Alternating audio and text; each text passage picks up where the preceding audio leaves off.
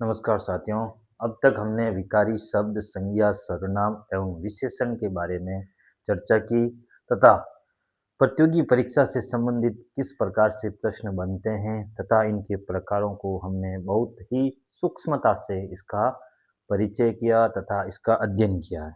आज हम विकारी शब्द का अंतिम जो हमारा अध्याय है क्रिया, उसके बारे में चर्चा करते हैं।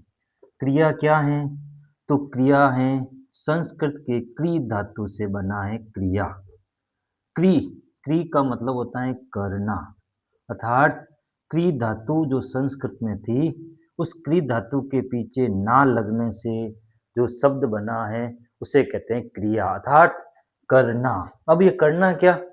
तो एक जैसे एक वाक्य मैंने लिखा कि जैसे रिंकू रिंकू पाठ पढ़ती है। अब ये वाक्य मैंने लिखा कि एक कर्ता है, एक रिंकू नाम की कर्ता एक काम कर रही है, कर्म कर रही है। अब वो कर्म कर क्या रही है? तो ये पढ़ना, ये क्या है? क्रिया है, अर्थात वाक्य में जिन शब्दों द्वारा किसी कार्य का करना या होना पाया जाता है उसे कहते हैं क्रिया। अर्थात ये कर्ता क्या काम कर रही हैं, क्या वो क्या वाक्य में उनके द्वारा किए गए काम को दर्शाने वाले शब्द वो कहलाते हैं क्रिया। अर्थात क्रिया का काम है वाक्य में काम का बोध करवाना, अर्थात क्या काम होना, क्या हो रहा है, कर्ता क्या कर रहा है। तो जब तक वाक्य में क्रिया नहीं आएगी वो वाक्य अपूर्ण कहलाएगा। तो हमने अब तक अलग अलग व्याकरण पुस्तकों में हमने पढ़ा है कि किसी कार्य का करना या होना पाया जाता है, उन शब्दों को क्रिया कहते हैं। तो यहीं से अर्थात करना कैसे, अर्थात क्रिया क्या करती है कि कर्ता क्या काम करवाता है, कर्ता द्वारा काम का बोध करवाना, यही क्रिया का काम है। तो यहीं से हमारी परिभाषा बनती है की परिभाषा क्या हो गई कि सब कार्य के करने या होने का बोध करवाना, होने का बोध करवाना, उसे क्रिया कहते हैं। तो यहीं से हमारी परिभाषा है, सरलतम परिभाषा है, और वो है कि जिन शब्दों द्वारा किसी कार्य का करना या होना पाया जाता है या करने या होने का बोध होता है, उन शब्दों को क्रिया कहते हैं। अब प्रतियोगी परीक्षा में परिभाषा से संबंधित प्रश्न पूछे नहीं जाते हैं, लेकिन एक प्रश्न इससे बन सकता है कि निम्न में से क्रिया की विशेषताओं का कौन सा बिंदु संगत है या असंगत है। तो इनसे संबंधित नंबर एक ये बिंदु आ सकता है कि क्रिया क्री धातु से बना शब्द है, हाँ या ना। तो पहला हमारी ये विशेषता हुई कि क्रिया का जो निर्माण है संस्कृत के क्री धातु से, जिसका अर्थ है करना, उससे बना। फिर दूसरी विशेषता हो गई कि ये विकारी शब्द है, यानी विकार उत्पन्न होना। अब विकार पूर्व में भी हमने पढ़ा है कि बदलाव आना, परिवर्तन आना। जैसे अभी रिंकू पढ़ती हैं, अगर रिंकू की जगह मान लो कोई रमेश हो गया, कोई राहुल हो गया, तो रमेश पाठ पढ़ता है, अर्थात ये क्रिया में परिवर्तन आ रहा है, अर्थात ये विकारी शब्द है, बदलाव है। तो दूसरी इसकी विशेषता बनती है कि क्या क्रिया एक विकारी शब्द है? तो हाँ, ये क्रिया विकारी शब्द है। फिर तीसरी इसकी परिभाषा जिसका विशेषता बनती है, इन शब्दों द्वारा किसी कार्य का करना या होना पाया जाता है। तो पहला हमारा बिंदु हो गया परिभाषा से संबंधित सामान्य परिचय कि क्रिया जिसका शाब्दिक अर्थ होता है क्रि, क्रि धातु से बनना, इसका करना या होना, इसका शाब्दिक अर्थ है। ये विकारी शब्द है, इसमें बदलाव आता है। और तीसरी हमने परिभाषा कि कार्य के होने या करने का बोध होना, और यहीं से हमारी परिभाषा बनती है कि जिन शब्दों द्वारा किसी कार्य का करना या होना पाया जाता है उसे क्रिया कहते हैं। अर्थात किन्हीं भी धातुओं के पीछे ना जोड़ना। जैसे कोई भी धातु है संस्कृत में, जैसे गम धातु है, क्री धातु है, और भी अनेक पर चल धातु हैं, पट धातु हैं। तो पट, ना, चल और ना, तो हिंदी में उन संस्कृत के धातुओं के पीछे ना जोड़ना, तो वो धातु ना होके हिंदी में वो क्रिया कहलाती है। तो पहली बात हमारी परिभाषा से संबंधित जो हमारा जो बिंदु था वो क्लियर हो गया। अब तो यहाँ से तो प्रतियोगी परीक्षाओं से संबंधित इससे जो प्रश्न बनने वाला एक प्रश्न बनता है कि निम्न में से क्रिया की विशेषता कौन सी है या नहीं है।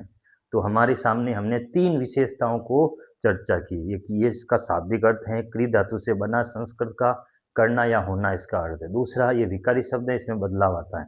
और तीसरा हमने परिभाषा संबंधित ये इसकी जानकारी हमने की। तो ये विशेषताओं से संबंधित पहला प्रश्न हमारी जानकारी में होना चाहिए।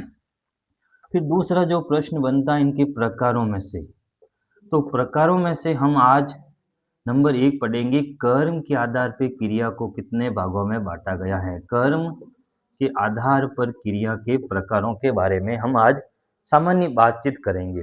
तो कर्म के आधार पर क्रिया के 2 प्रकार हैं।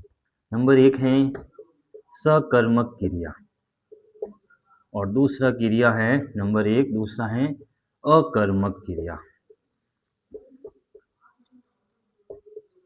अब सकर्मक तो क्या है, स और कर्म, और इसमें है अ और कर्म, अर्थात स का अर्थ हम क्या ले सकते हैं, सहित के रूप में ले सकते हैं, और इसका अर्थ रहित के रूप में ले सकते हैं। अर्थात सकर्मक क्रिया क्या होगी, जहाँ क्रिया के साथ कर्म का प्रयोग होगा। हम छोटी कक्षाओं में हम इसके बारे में चर्चा करते हैं कि सकर्मक क्रिया क्या होगी, अर्थात क्रिया का प्रभाव 2 पर पड़ेगा। क्रिया का प्रभाव, अभी हमने एक वाक्य लिखा था, रिंकू पाठ पढ़ती हैं, तो रिंकू में रिंकू कर्ता थी और पाठ क्या था, कर्म। तो क्रिया का प्रभाव कर्म पर पड़ेगा या फिर किसके ऊपर पड़ेगा, कर्ता पे पड़ेगा। तो प्रभाव से ही इसकी परिभाषा बनती है सकर्मक की क्रिया की और अकर्मक क्रिया की। अर्थात जब वाक्य में क्रिया का प्रभाव कर्म सहित, अर्थात क्रिया के साथ किसका प्रयोग होगा, कर्म का प्रयोग होगा। अर्थात जब वाक्य में क्रिया का प्रभाव कर्म पर पड़ेगा, क्रिया का प्रभाव किसके ऊपर पड़ेगा, कर्म पर पड़ेगा, तो वो सकर्मक क्रिया होगी। अब जब क्रिया का प्रभाव कर्म होगा ही नहीं, या क्रिया का प्रभाव सीधे कर्ता पे पड़ेगा, अर्थात रहित, कर्म से रहित हो क्रिया, तो वो क्रिया का प्रभाव अकर्मक क्रिया कहलाएगी। हम एक छोटी सी सामान्य बातचीत है कि जैसे कोई घर पे मेहमान आया, हमारे हमारे परिवेश में कोई मेहमान आ गया। अब हमारे घर में मेहमान आया, ये हमारा घर है और हमारे आसपास एक घर है। अब आसपास हम घर में क्या करेंगे, सबसे पहले कहाँ जाएंगे, जो पास में नजदीक घर है। तो क्रिया भी किसको प्रभावित करेगी, सबसे पहले जो नजदीक है। तो कर्म अगर है तो क्रिया पहले कर्म को प्रभावित करती है, अर्थात उसका प्रभाव कर्म पर पड़ेगा। अगर कर्म ही नहीं होगा तो क्रिया का प्रभाव कर्ता पे पड़ेगा। तो आज कर्म के आधार पर हमने क्रिया के 2 भागों में बांटा, सकर्मक क्रिया, अकर्मक क्रिया। सकर्म, कर्म सहित, अर्थात जिस वाक्य में क्रिया का प्रभाव कर्म पर पड़े, अर्थात उसका प्रभाव वो कर्म को प्रभावित करता है, क्रिया के साथ कर्म प्रयुक्त हो, तो उस वाक्य में सकर्मक क्रिया होगी। जैसे अभी हमारा वाक्य था, रिंकू पाठ पढ़ती हैं, तो क्या करती हैं, तो पाठ पढ़ती हैं। अब जब वाक्य में कर्म होगा ही नहीं तो क्रिया का प्रभाव किसके ऊपर पड़ेगा, कर्ता पे पड़ेगा। तो जब वाक्य में क्रिया का प्रभाव कर्ता पे पड़े, अर्थात कर्म वहाँ नहीं हो, तो ऐसे वाक्यों में अकर्मक क्रिया होती है। तो ये तो हो गई इनकी परिभाषाएं। परिभाषा से संबंधित सामान्य प्रश्न बन सकता है। अब कभी कभी प्रश्न ये आता है कि कौन सी क्रिया सकर्मक है या कौन सी क्रिया अकर्मक है। यहाँ से हमारे प्रतियोगी परीक्षा में प्रश्न बनता है, सबसे महत्वपूर्ण बात, कि कौन सी क्रिया सकर्मक है या कौन सी क्रिया अकर्मक है।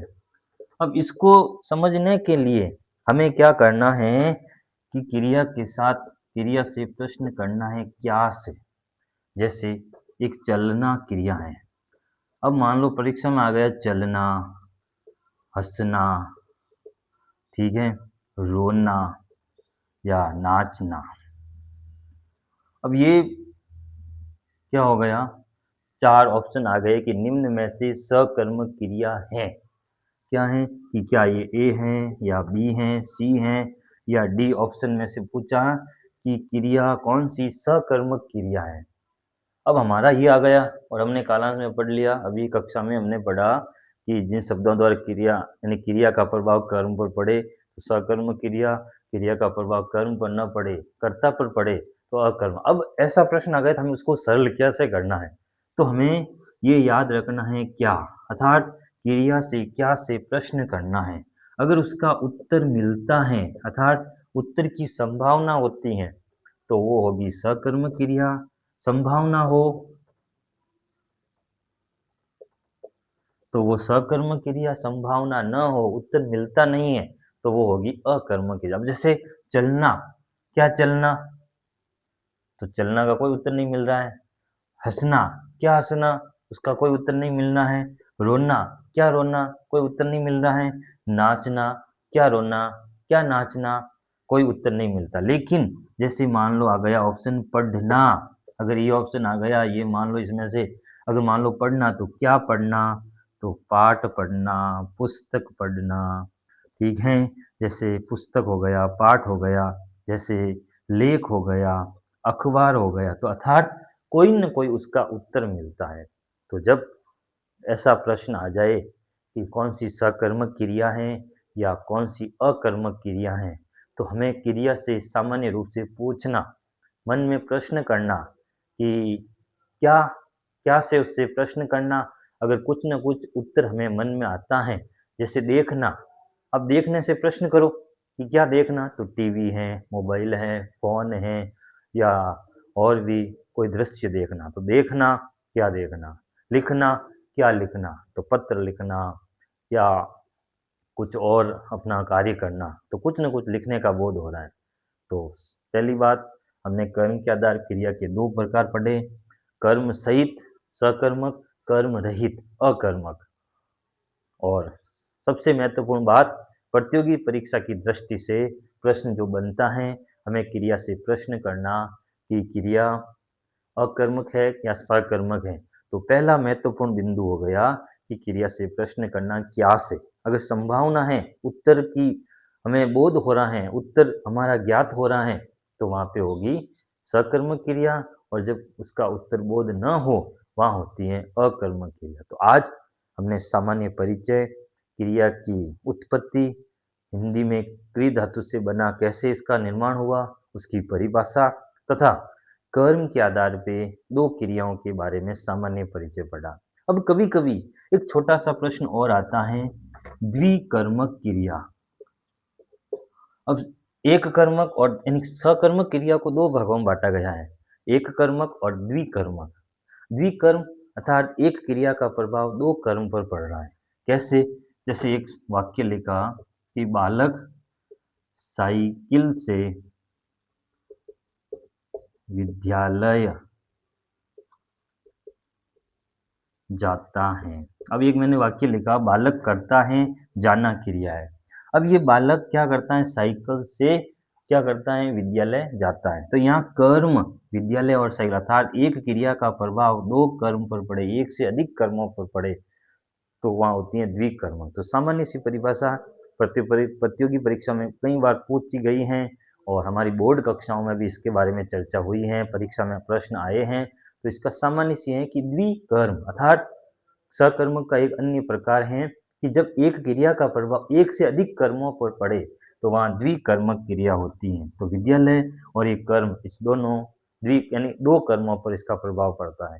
तो आज कर्म के आधार पर क्रिया के प्रकार, उसका सामान्य परिचय और प्रतियोगी परीक्षा की दृष्टि से कैसे प्रश्न बनते हैं, उनके बारे में चर्चा की है। आगे के कालांश में हम इनके अन्य प्रकारों के काल के आधार पर क्रिया के प्रकार और अन्य उन प्रकारों के बारे में चर्चा करेंगे। तब तक के लिए धन्यवाद।